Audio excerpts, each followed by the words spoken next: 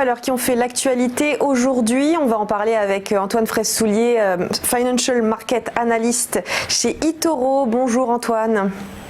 Bonjour Eleonore. Alors on va commencer avec Nike qui a vu son niveau battre un record à Wall Street après ses résultats. Oui, Nike a publié donc hier ses résultats pour le troisième trimestre. Et comme pour H&M et Inditex, la bourse n'avait pas idée de la capacité de résistance de Nike. Le groupe a donc annoncé un profit par action de 95 cents sur la période, 2 fois plus élevé qu'attendu, et en hausse de 11% sur un an. Alors ceci a été possible grâce notamment à la baisse de ses dépenses en marketing en raison du report et de l'annulation de nombreuses manifestations sportives, et cela s'est mécaniquement traduit par des bénéfices plus marqués.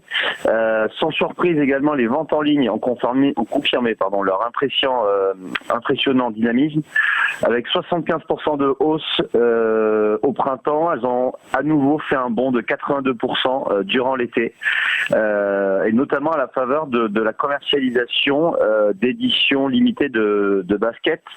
Et ces résultats montrent par conséquent un revirement par rapport au printemps, puisqu'au printemps le chiffre d'affaires avait chuté de 38% en raison des fermetures de points de vente physiques, et la réouverture des boutiques donc a vraiment bénéficié également au groupe.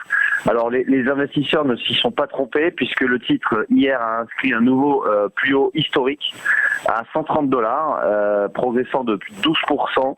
Et on voit graphiquement que depuis le dépassement des $106, qui était vraiment un plafond de verre pour le titre Nike, depuis on a vraiment une très belle progression du titre qui devrait probablement se poursuivre.